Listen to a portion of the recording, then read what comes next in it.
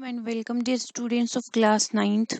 This is your English audio, not audio, video lecture on the topic Gulliver in Lilliput first and second by Jonathan Swift. It is chapter number 2 of your English course book on page number 9. So,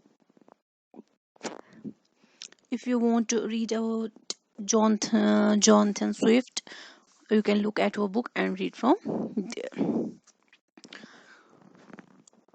His writings include various essays. He has wrote about politics, literature, human society, and Gulliver Travels. 1726 is Swift's masterpiece. So let us start the chapter.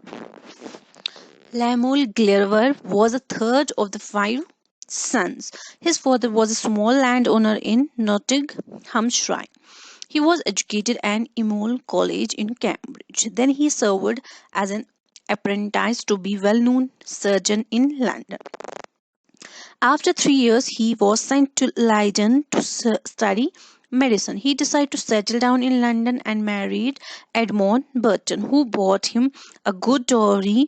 Gulliver took up a surgeon's job on a ship, as he was not very successful in his medical practice. The ship was named as Antelope, sailed from Bristol on 4th May 1699 for the South Sea. The ship was overtaken by a violent storm and got wrecked. It got damaged. Most of the sailors died in the sea. Luck favored Gulliver. He was able to swim ashore. Being tired and totally exhausted, soon he fell asleep on the seashore. Gulliver woke. When the Gulliver woke, he found himself on a new island. He was not able to see properly, and he was amazed to find himself bound with chains. He was surrounded by a crowd of human creatures. They were exceptionally small, only 6 inches in height. The strange human creatures were pygmies and were shooting arrows from their bows, and they caused Gulliver a lot of pain. He was not released but offered food and drink. Arrangements were made to take him to their king. To transport a man of giant size was solved. He was carried to Metropolis on a huge carriage. The king himself came out to look at Gulliver. His huge size caused him a lot of surprise and wonder. So Gulliver was lodged in a deserted ancient temple. The emperor came on a horseback to have a good look and talk to Gulliver if possible. He looked at the Gulliver with wonder and admiration. His huge size impressed him. The empress, and the young princess sat at the safe distance to view the giant that he had come in the land of Lilliputians. The emperor and Gulliver made several efforts to talk to each other, but neither of them understood the language of the other. A large crowd had assembled there to see that giant of a man. Many of them shot arrows, and one arrow nearly missed one of his eyes. Gulliver caught 5 to 6 Lilliputians. He refrained from crushing them and did not punish them. Gulliver's kindness was appreciated by everyone. The news of Gulliver's arrival spread over the kingdom. All kinds of people from different villages and towns arrived to see him. The emperor had a long consultation with his courtiers. He decided not to put Gulliver to death. Elaborate arrangements were made for his boarding and lodging. Arrangements were made to teach Gulliver the language of Lilliputians. Within 3 months, Gulliver learned the basics of their language. Now he could communicate with emperor and others. Gulliver was thoroughly searched according to the law of the land. An inventory or list was made of all the articles Gulliver bought caused a lot of surprise and wonder to all who saw it. Gulliver's pair of spectacles escaped their notes as they were in the private pocket of his coat. Gulliver was given the name Man Martin. So they were really highly surprised to see a man like Gulliver. So after this, it was found that Gulliver's gentleness and good behavior won heart and favor of emperor and his coaches. He began to think that very soon he would be released from chains and become free. He had made quite a satisfactory progress in understanding and speaking their language. The Lilliputians had some very funny habits and practices. It was quite funny and even strange that the merit or ability of a candidate aspiring for high posts were judged by their feat of rope dancing. All candidates were asked to dance on the rope. Only those who jumped very high without falling qualified for a high post at the imperial court. Even Philip Knapp, the treasurer, and Redressel, the principal secretary for private affairs, had to show their superiority by dancing on the tight rope. Another activity which was practiced to judge the merit of candidates for high offices was leaping over sticks which the emperor held in his hand. The winner was recorded with a blue silken thread. The next man with a red one, and the third with the green one. Gulliver's repeated petitions for freedom at last got a favorable response from the emperor. He was to be given freedom on certain conditions. These conditions were framed by a member of imperial cabinet, Bogol Lum. He was very hostile to Gulliver. Gulliver was to take an oath that he would abide to those conditions. After his release, Gulliver was allowed a quantity of meat and drink that was sufficient for 1,728 Lilliputians. The emperor's mathematicians calculated the amount required for the maintenance of Gulliver's body also. So if we see huge amount of food and drinks were needed for the Gulliver.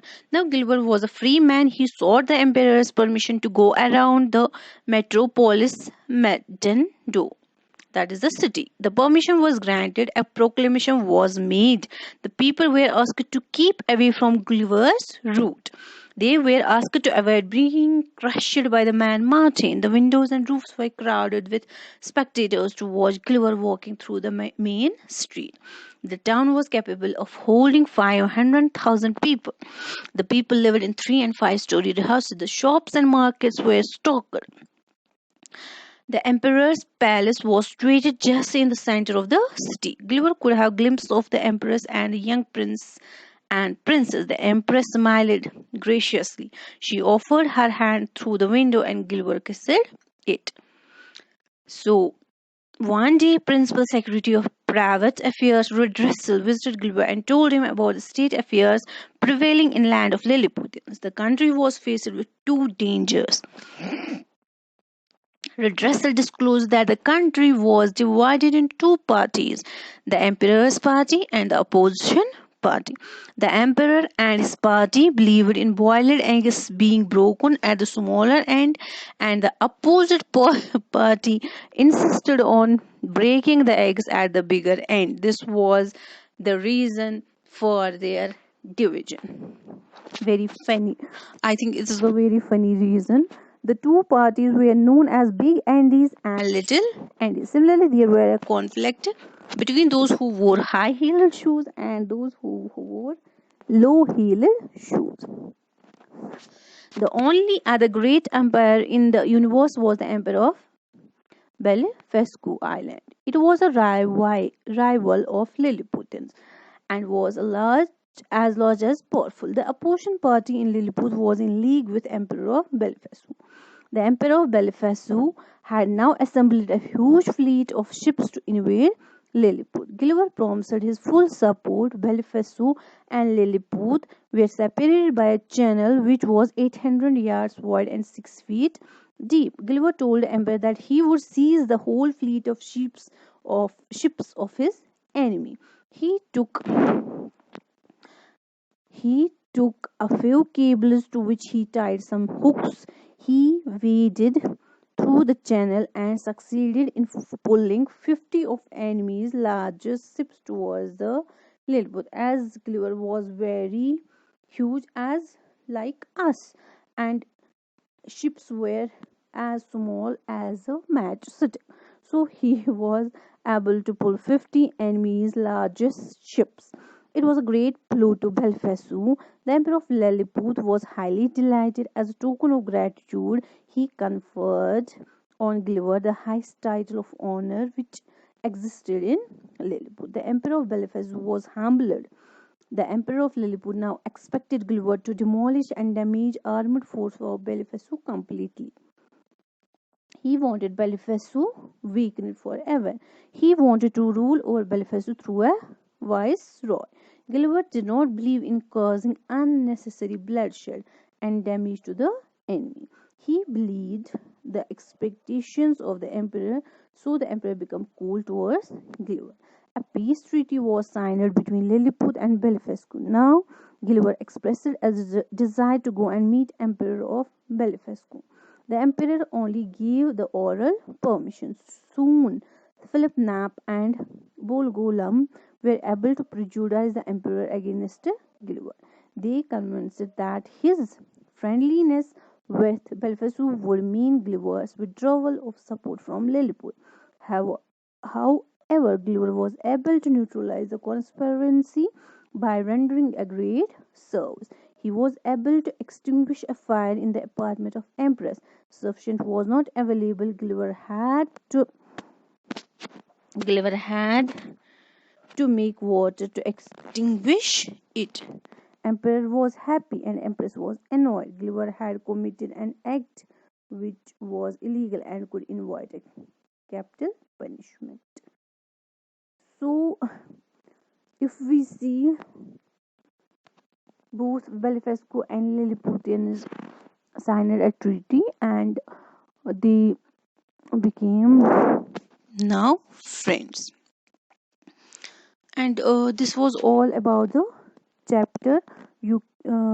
This is both part 1 and part 2 of it. You can go through it by yourselves and you can understand it well. Also, maybe you must have watched the movie Gulliver Travels. It is perhaps English movie in Hindi it is also Hindi dubbed. So you can watch the movie to understand it more properly. So this was all for the